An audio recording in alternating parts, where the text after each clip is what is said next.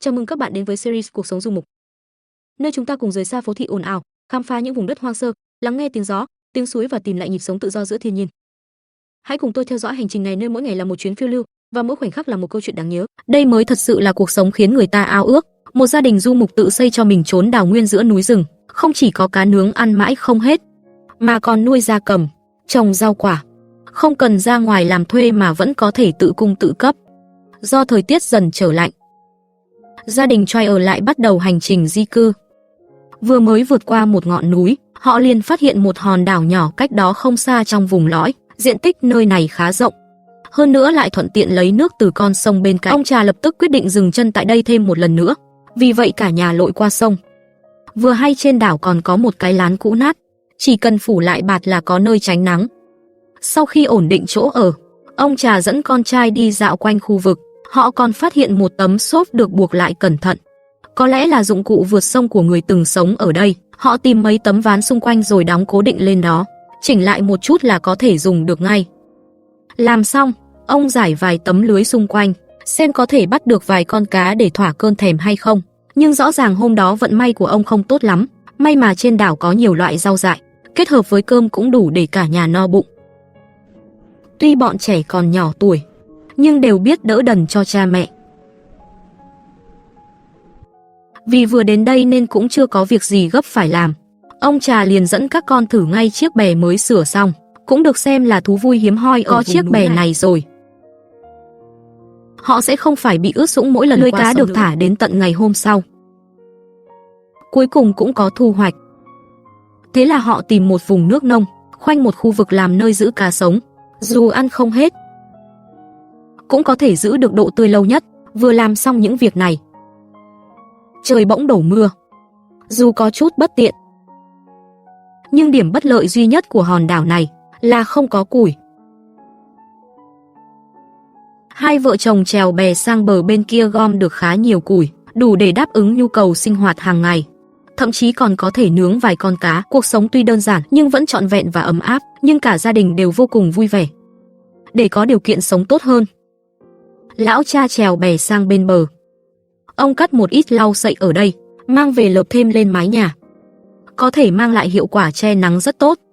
Rảnh rỗi, ông còn dạy con trai thêm nhiều kỹ thuật đánh cá. Xét thấy chỗ ở hiện tại vẫn chưa được thoải mái, hôm nay lão cha dậy sớm ra ngoài, đào một ít đất ở bờ sông mang về. Sau khi dọn sạch đá vụn dưới mái che, ông dùng đất lấp đầy lại nền, tưới nước lên, nén xuống sẽ tốt hơn nhiều. Thấy thời tiết hôm nay rất đẹp, cả nhà tranh thủ đem chăn mền ra giặt sạch. Vì ngày nào cũng tranh thủ đi đánh cá, nên giờ hồ nuôi cá đã hơi chật chội. Dù chẳng làm gì thêm, cũng đủ cho họ ăn vài ngày. Do chỗ ở hiện tại quá nhỏ, lão cha lại đi gom thêm gỗ và lau sậy, dùng chúng để mở rộng khung nhà lớn hơn. Như vậy cả gia đình ở sẽ không còn quá chật chội, để việc đánh cá đỡ vất vả hơn. Trier gọi con trai cùng nhau đắp một vịnh nhỏ ở mép sông, rồi rải mồi vào trong đó. Đợi một lúc sau, họ dùng một tấm vải để vớt cá. Lần này thu hoạch thực sự không ít. Sống ở đây quả thật có thể đạt được tự do ăn cá nướng. Thấy ven bờ có rất nhiều hoa hướng dương, lão cha cũng tranh thủ tưới nước cho chúng. Đây là cảnh sắc rất riêng trước căn nhà nhỏ. Hôm nay rảnh rỗi, cả nhà cùng nhau ra ngoài. Họ chèo bè sang bờ sông, lên núi gần đó hái chút trái cây dại. Cũng là dịp để thư giãn tinh thần. Gặp suối nước trên núi thì tranh thủ lấy chút mang về. Dù sao nước sông không thể uống trực tiếp. Về đến nhà, họ dùng những vật liệu mang về, làm vài chiếc chổi nhỏ đơn giản, giúp vợ dọn dẹp bên trong nhà. Lúc rảnh rỗi, lão cha luôn mang lưới ra đánh cá, để đảm bảo nguồn thức ăn cho gia đình. Gia đình Trier đã sống ở đây được vài ngày rồi. Bây giờ vấn đề ăn uống cơ bản đã được giải quyết. Lão cha dự định hoàn thiện thêm căn nhà, để gia đình có thể sống thoải mái hơn. Thế là ông dẫn con trai chèo bè gỗ ra bờ sông, buộc chặt những cành cây rụng gần đó lại, đặt lên bè để vợ kéo về.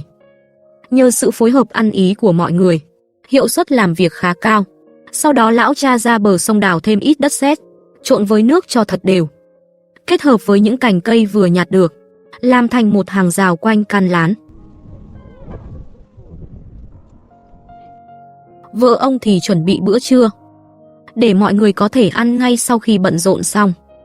Ăn uống no nê, lão cha cầm theo lưới đánh cá, dẫn các con ra sông bắt cá, tiện thể tạt nước lên bờ đảo, để nơi này được bao phủ bởi nhiều mảng xanh hơn. Nghỉ ngơi một lúc, họ lại tiếp tục dùng cách cũ, mang về thêm nhiều cây sậy từ bờ sông, dùng dây buộc và đan thành những bức tường quanh khung nhà, khiến căn nhà trông đẹp mắt hơn hẳn. Lũ trẻ cũng không ham chơi, mà cùng bố mẹ làm việc. Nhờ vậy hiệu suất tăng lên gấp đôi. Ngoài đánh cá ra, lão cha còn hái thêm rau rừng, để bổ sung dinh dưỡng cho cả nhà. Trên đường đi đánh cá ở thượng nguồn, đôi khi họ tìm thấy vài khúc gỗ to, ném xuống sông cho trôi theo dòng nước. Ông có thể bám theo để trôi nhanh về nhà. Sau khi phơi khô, mấy khúc gỗ đó còn dùng được vài ngày. Thấy cha quay về, con gái liền pha cho ông một ấm trà, để ông nghỉ ngơi đôi chút. Giờ đây lũ trẻ đã có thể đỡ đần được rất nhiều. Khi không bận việc gì, lão cha lại dẫn cả nhà đi bơi. Đó là một trong số ít hoạt động giải trí nơi núi rừng. Bạn bè nghe tin ông chọn vị trí mới để dựng nhà, ai cũng muốn đến xem thử, còn có thể trải nghiệm thêm hoạt động chèo bè. Đã đến đây rồi, tất nhiên là phải phụ giúp chút việc. Cả nhóm cùng ra bờ sông, một lần mang về rất nhiều cây sậy, để gia cố thêm phần tường rào. Lão cha chọn con cá lớn nhất trong ao của gia đình Troyer, lột sạch vảy rồi mổ đôi từ giữa thân. Rắc chút gia vị lên là có thể mang đi nướng. Rau rừng xung quanh cũng là phần không thể thiếu. Ăn kèm thêm bánh là đủ thành một bữa vô cùng thịnh soạn. Khi trời dần tối lại, bạn bè cũng lần lượt ra về. Sáng sớm hôm sau, lão cha dẫn cả nhà xuất phát. Họ đến một khu vực rộng rãi hơn để thả cá. Ông liên tục thả lưới xuống nước, thu hoạch cũng vô cùng phong phú. Nhưng ăn cá mỗi ngày cũng có phần ngán, thế nên ông định mang số cá này đến cửa hàng trong làng đổi lấy ít rau củ. Hiện giờ cũng chẳng có việc gì quá gấp, nên hôm sau cả nhà lại rủ nhau ra ngoài dạo chơi. Họ ghé con suối để lấy thêm nước, sau đó bắt đầu leo lên sườn núi. Dọc đường còn hái được vài loại trái rừng. Leo cây đối với họ mà nói vốn là kỹ năng đã quen thuộc từ nhỏ, nên việc này chẳng làm khó được ai. Họ hái đầy một túi lớn, mang về nhà có thể ăn dần. Đến giờ ăn tối, lão cha lại rắc lên vài gói gia vị, kèm thêm rau mới đổi hôm qua. Cũng coi như một bữa khá đầy đủ. Sau khi ăn uống no nê, hai cha con đi sâu hơn vào trong rừng. Ở đây có nhiều loại trái rừng khác nhau, họ đều hái một ít mang về. Vì chiếc bè gỗ không đủ chỗ cho cả nhà ngồi, nên lão cha phải lội xuống nước kéo bè, để vợ và con ngồi phía trên. Khi trở về thì trời vẫn còn sớm. Họ rửa sạch trái cây, đặt tạm bên ngoài phơi cho ráo, để sinh hoạt tiện hơn. Cả nhà dùng vật liệu có sẵn, chế tạo một dụng cụ đơn giản. Dụng cụ này giúp đan sậy thành những tấm chiếu rất dễ dàng. Sau đó lão cha lại vào rừng chặt thêm nhiều vật liệu, dùng để xây dựng tiếp các hạng mục khác. Cậu con trai cũng ra ao chọn một con cá khác, làm sẵn để chuẩn bị bữa tối. Trước khi ăn, cả nhà còn xuống sông bơi một lát, bởi vì mỗi ngày họ đều phải tưới nước liên tục. Cây cối trên đảo so với lúc gia đình Troyer mới đến đã trở nên có được nguồn nước uống trên đảo. Lão cha mua về vài cuộn ống dẫn nước. Ông gọi mọi người cùng trèo bè gỗ ra ngoài, hướng về ngọn núi gần đó để tìm nguồn nước. Khu vực này tài nguyên rất phong phú. Đi chưa được bao xa họ đã tìm thấy một lão cha nhóm một đống lửa, hơ nóng một đầu ống nước cho chảy mềm ra, rồi gắn kín với phần miệng chai nhựa. Mọi người tranh thủ nghỉ ngơi trong lúc chờ phần nối khô lại. Sau khi cố định đầu ống dưới vách đá, họ kéo đường ống dọc theo bờ về nhà. Đoạn cuối cùng được dẫn qua lòng sông. Với hệ thống đơn giản này, cả nhà Troyer đã có nước suối để uống. Vợ của lão cha pha một ấm trà nóng, để mọi người nghỉ ngơi lấy sức. Thấy thời gian vẫn còn sớm, lão cha gọi con trai đi cùng, sang bờ bên kia bó lại thật nhiều cành củi, rồi dùng bè kéo toàn bộ trở về nhà. Dù để đun nấu hay để xây dựng, đống củi này đều rất hữu dụng. Trong nhà vẫn còn nhiều loại rau củ khác, lão cha chúng xuống đất gần đó để trồng thêm. Ông còn tận dụng một miếng xốp còn sót lại, tự làm một bộ dụng cụ đánh cá đơn giản, móc mồi vào, rồi dùng dây kéo ra giữa sông, chỉ cần chờ thu hoạch. Trong lúc đợi cá cắn câu, Họ mang chăn trong nhà ra giặt dưới sông, dù đang làm việc, nhưng cả gia đình Troyer lúc nào cũng vui vẻ. Có lẽ đối với họ, đây đã là kiểu cuộc sống lý tưởng nhất. Phơi chăn xong, họ kéo bộ dụng cụ bắt cá vào. Thành quả thu được cũng rất phong phú. Những con cá lớn được thả vào ao nuôi, đợi lúc cần ăn sẽ lấy lên. Họ chọn vài con nhỏ, làm sạch rồi cho vào nồi, kết hợp thêm các loại rau củ. Một bữa ăn đã đủ đầy và ấm cúng. Khi trời dần tối lại, họ chọn vài con cá nhỏ, làm sạch rồi đặt vào giữa nồi, kết hợp thêm nhiều loại rau củ khác, cũng đủ thành một bữa ăn rất phong phú. Nhìn trời mỗi lúc một tối dần, lão cha lại sắp xếp lại bộ dụng cụ đánh cá. Vừa hay khoảng thời gian qua một đêm, chăn và thảm phơi ngoài trời cũng đã khô gần hết. Vợ của lão cha thay toàn bộ cho cả nhà, lão cha thì dùng số lau sậy còn lại, tiếp tục hoàn thiện căn nhà. Sau đó ông dẫn con trai ra bờ sông đánh cá. Đây là bài học bắt buộc mỗi ngày, giúp bảo đảm cái ăn cái mặc cơ bản nhất. Có đủ lương thực rồi mới yên tâm làm những giờ đây. Các loại rau dại trên đảo sau khi được chăm sóc đã có thể cung cấp cho gia đình Troyer nguồn thực phẩm dồi dào. Sáng hôm sau vừa tờ mờ sáng, cả nhà đã dậy. Lão cha dẫn các con đến thăm cha mẹ mình bên kia. Vì hôm nay có rất nhiều việc phải làm, ông đặc biệt quay lại để phụ giúp. Khi thay ống bể, lão cha chẳng mang theo đồ bảo hộ nào, đúng kiểu đầu sắt, không sợ trời đất. Bố mẹ ông còn nuôi rất nhiều cừu, sống cuộc sống du mục nguyên thủy nhất. Đám trẻ đều cùng nhau phụ giúp, làm những việc phù hợp với sức mình. Mọi người tất bật ở đây cả một ngày. Trước khi trở về, họ còn hái được một túi đầy trái dại, lại vừa hay mang về được chút mật ong của ông bà. Như vậy cũng đủ cho cả nhà ăn trong vài ngày. Vì hôm nay không có việc gì gấp, lão cha lại dẫn con trai ra ngoài đánh cá, truyền dạy thêm cho cậu bé nhiều kỹ năng mới. Nếu bạn thấy video này hay và hữu ích, đừng ngần ngại để lại bình luận bên dưới để chúng mình biết cảm nhận của bạn. Trên đường về, họ tiện tay cắt thêm ít lau sậy để dành dùng cho nhiều việc sau này. Thấy tóc con trai hơi dài, lão cha mang kéo và lược ra, tỉa tót cho con gọn gàng lại đôi chút. Sống giữa núi rừng hoang vu, thứ gì cũng phải biết làm một ít, như vậy mới tiết kiệm được bao nhiêu chi phí. Nguồn nước quanh đây lại rất dồi dào, cắt tóc xong là có thể rửa sạch ngay. Dưới sự chăm chút của cả gia đình, trên đảo nhỏ giờ đã trồng được đủ loại rau. Cứ mỗi vài ngày, nhà Troyer lại cùng nhau kéo ra giữa sông, đến bãi cạn ở đoạn sông giữa để đánh cá. Họ quay lại một khu vực nhỏ, chỉ cần ngồi chờ cá tự bơi vào. Họ ngồi bên cạnh uống trà, ngắm cảnh núi sông, đến giờ là có thể thu hoạch. Quả nhiên, họ kéo lên được vài túi đầy cá. Nhìn trời đã khá tối, lão cha và gia đình cũng phải trở về. Ông còn chịu trách nhiệm kéo bè gỗ trên sông. Đó là trách nhiệm của người đứng đầu gia đình. Số cá mang về đủ để ăn trong thời gian dài. Đêm đến, nhóm lửa cũng tạo thêm ánh sáng cho cả hòn đảo. Cha con họ cũng thường kiểm tra đường ống nước, đảm bảo có nước uống đầy đủ. Vì thường có sỏi nhỏ làm tắc, nên họ phải tuần tự kiểm tra và sửa chữa để có thêm nguồn kinh tế. Lão cha còn mua một đàn gà con. Cơm thừa thức ăn thừa là đủ để nuôi chúng. Để tránh gà con chạy lung tung ban đêm, lão cha đào đất bên sông, trộn với nước thật đều, dùng đá trên đảo xây thành bờ thấp. Cuối cùng dùng cành cây và lau sậy để che đỉnh, chát thêm một lớp bùn. Trông cũng khá ổn. Dù nhỏ, nhưng đủ để họ đứng vào trong. Một ngày mới bắt đầu, mọi người bắt đầu bận rộn với các việc vặt. Con trai đi cho gà con ăn, vợ chuẩn bị bữa sáng, bởi ăn no mới có sức để làm việc khác. Nhìn cái chuồng gà hiện tại hơi nhỏ, lão cha dẫn con sang bờ bên kia, cưa vài cành to mang về, dùng đá đóng xuống đất làm trụ, quây thêm hàng rào kẽm. Cả không gian nuôi gà rộng ra đáng kể.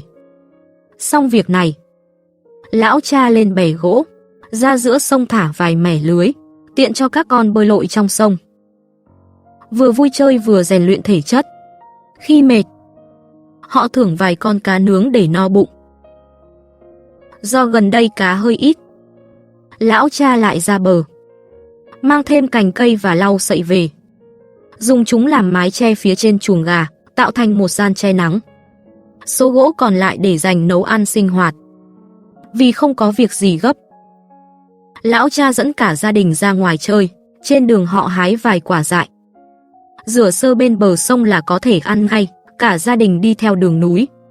Thấy suối thì nghỉ chân một chút. Cho đến khi đến dưới một cây lớn, họ dựng trại ở đây.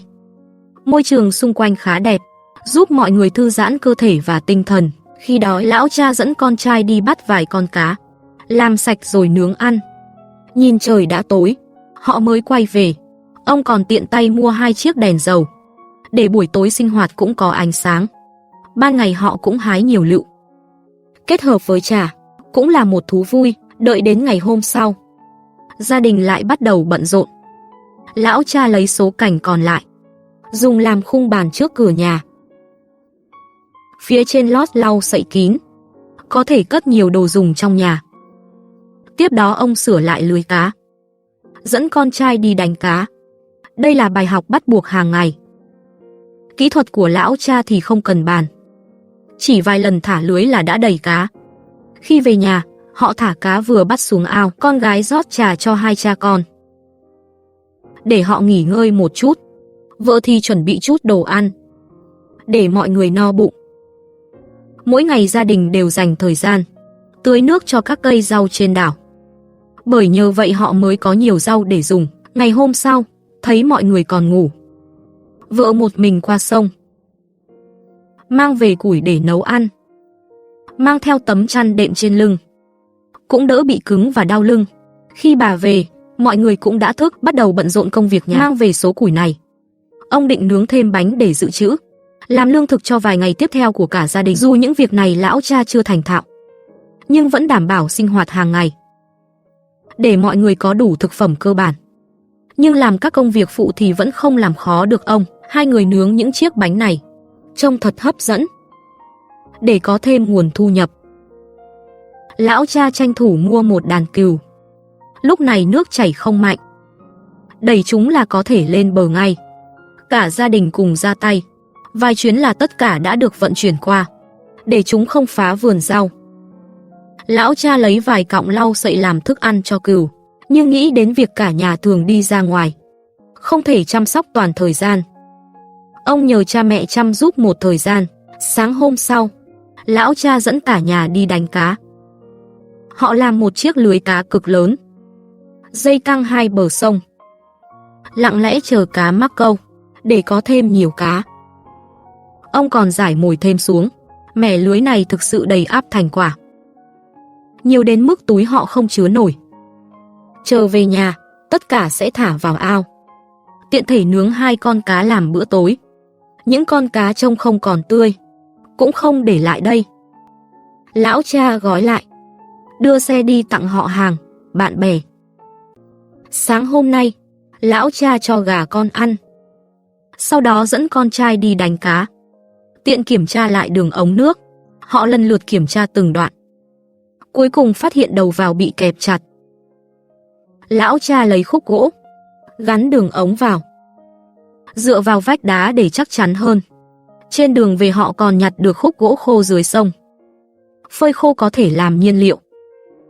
Nhìn 2 cha con trở về, vợ bắt đầu chuẩn bị bữa trưa, để mọi người no bụng.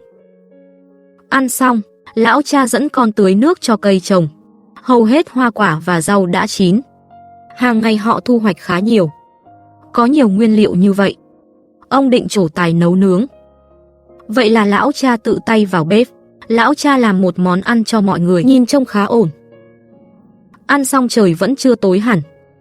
Ông tiện tay sửa tóc cho con trai. Sáng hôm sau không có gì bận, lão cha lái xe dẫn cả nhà đi chơi. Trên đường họ hái nhiều trái dại, còn phát hiện một tảng đá to bị khoét rỗng. Trước đây có thể có người sinh sống. Bọn trẻ trèo vào xem. Với không gian nhỏ, an toàn như vậy, chúng hoàn toàn không có sức chống lại. Chỉ là ra vào hơi vất vả. Điểm dừng cuối cùng, gia đình đến nhà cha mẹ, giúp làm một số việc lặt vặt, tiện thể mang ít mật ong về, đủ ăn cho cả nhà vài ngày. Trở về, lão cha không định nghỉ ngơi. Ông dẫn con bơi lên thượng nguồn, rải vài nắm mồi ở đây. Khi có đủ cá, họ thả theo dòng chảy, đảm bảo đủ lương thực cho cả gia đình. Kết hợp với rau vừa hái, cũng thật đầy đặn. Mỗi ngày ngoài đánh cá, Gia đình còn sang bên kia sông nhặt củi, để đảm bảo nhu cầu sinh hoạt cơ bản. Khi rảnh, lão cha dẫn con xuống nước vui chơi, cũng là cách luyện tập cơ thể. Sáng hôm sau trời lại đẹp, mọi người cùng ra tay, dệt tấm chiếu lau sậy đã để lâu. Rồi họ mang đá xung quanh, xây một sân nhỏ trước cửa, giữa lát bằng đất và đá phẳng. Trải thảm là có ngay nhà ăn tạm. Ngồi trên thảm còn thoải mái hơn ngồi bệt. Hôm nay không muốn ra ngoài, lão cha dùng gỗ làm lưới, rải vài mẻ gần đó. Cũng có được kha khá cá, vì mỗi ngày đều đi đánh cá. Cá trong ao khá nhiều. Lão cha kêu con trai đóng gói, cùng với phế liệu tích trữ gần đây, đưa lên xe, mang đến cửa hàng trong làng, cân xong để đổi lấy các vật dụng sinh hoạt khác. Chủ cửa hàng cũng rất vui vẻ đổi đồ giúp họ, còn nhiệt tình mang gạo lên xe cho họ.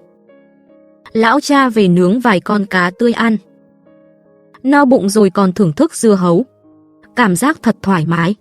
Ngoài chuyện ăn uống, họ còn đổi một chiếc đèn dầu to, có thể chiếu sáng tốt vào ban đêm. Sáng hôm sau, lão cha lại kéo thuyền ra, dẫn cả gia đình đi cùng. Lên núi gần đó hái trái dại. Núi trông hoang sơ nhưng rất giàu sản vật, chẳng bao lâu họ đã thu về đầy một túi. Ngoài trời nướng vài con cá ăn no, cả nhà bắt đầu đường trở về. Con trai còn chủ động muốn giúp vận chuyển gỗ, dẫu sao cậu cũng đã là một chàng trai. Về đến nhà họ cất trái cây để ăn dần, dành ăn từ từ. Xem xét các con đã đến tuổi đi học. Sáng hôm nay, lão cha lái xe đưa các con làm thủ tục nhập học. Tiện thể ghé cửa hàng tạp hóa mua văn phòng phẩm về việc học, các con rất vui. Về nhà bắt đầu ôn bài. Lão cha vẫn dẫn con đi đánh cá. Đây là phương tiện sinh tồn của họ. Vì quãng đường không xa, trẻ có thể đi bộ đến trường. Chỉ cần dùng gỗ làm cầu qua sông, tránh làm ướt đồng phục và sách vở. Tan học về nhà, bọn trẻ sẽ giúp làm nhiều việc vặt. Hôm nay con trai còn câu được một con cá. Mọi người đều rất vui. Chỉ một con cá đã đủ cả nhà ăn no. Ăn xong còn dư thời gian sớm, lão cha cùng vợ nướng thêm vài chiếc bánh, dự trữ làm lương thực vài ngày tới. Con trai thì tiếp tục câu cá. Cá nhỏ sẽ thả về lại, chẳng mấy thịt để ăn. Ban đêm, bọn trẻ nhờ ánh sáng yếu của đèn, kể với cha mẹ những gì học ở trường. Bây giờ nhà nhiều hoạt động đi ra ngoài. Kể với cha mẹ những gì học ở trường. Hiện nay trong nhà nhiều hoạt động đi ra ngoài, tất cả đều sau giờ tan học. Không thể để các con suốt ngày chỉ quanh quẩn ở nhà, chỉ là thời gian hơi gấp. Bữa tối họ thường ăn ngoài. Trước khi đi, bếp lửa phải dập tắt, để tránh mọi rủi ro. Mỗi lần nấu ăn trong sinh hoạt, hiệu quả quá thấp. Hôm nay lão cha mang đất từ bờ về, trộn với nước đều làm chất kết dính, rồi dọn ra khoảng đất trống cạnh cửa. Dùng 10 viên đá tạo khung cơ bản, cuối cùng chát bùn để cố định. Một bếp nấu đơn giản đã hoàn thành. Khi khô, dùng để nấu trà và cơm. Ban ngày, các con đi học, nhà không còn náo nhiệt nữa. Nhưng lão cha và vợ vẫn giữ mọi việc sinh hoạt gọn gàng, ngăn nắp. Khi các con tan học, nấu ấm trà nóng cho các con nghỉ ngơi, rồi ra ngoài đánh cá. Dù ngày nào cũng giống nhau, nhưng họ không thấy nhàm chán. Rảnh rỗi thì tới nhà cha mẹ, thu hoạch rau củ nướng ăn. Khi về, các con nói muốn thả dê. Lão cha mua vài con, mang về đảo nuôi. Nếu không nuôi được, có thể gửi về nhà cha mẹ. Về nhà còn sớm, lão cha dẫn con đi quăng vài lưới, xem có thu hoạch không. Về nhà còn cùng nhau chơi bóng. Đây cũng là trò giải trí hiếm hoi ở vùng núi. Bếp mới đã có thể sử dụng, vừa nấu cơm vừa chế biến món ăn. Hiệu quả cao hơn nhiều so với trước, vì ban ngày các con còn đi học, cả nhà nghỉ sớm hơn. Đến cuối tuần, lão cha dẫn con đi dọc sông, câu cá, không ngừng nghỉ trên dòng sông. Đêm đến họ tìm khoảng đất trống bên bờ để tạm nghỉ. Sáng hôm sau, lấy than còn lại, nướng vài chiếc bánh lớn làm bữa sáng, tiện nướng thêm con cá để lót bụng. Sau đó tiếp tục đánh bắt. 2 ngày vừa qua thu hoạch rất nhiều. Cha con họ xử lý ngay bên bờ sông, mang đến cửa hàng nhỏ, đổi lấy một số vật phẩm sinh hoạt. Những vật phẩm cơ bản này đủ cho cả gia đình sử dụng vài ngày. Những chú cừu con nếu đói sẽ vào nhà. Dường như chúng cũng muốn ngủ ở đây. Về đến nhà, vợ Troyer đã chuẩn bị xong bữa cơm, cả gia đình cùng ăn no. Phần ăn dư sẽ cho gà con làm thức ăn.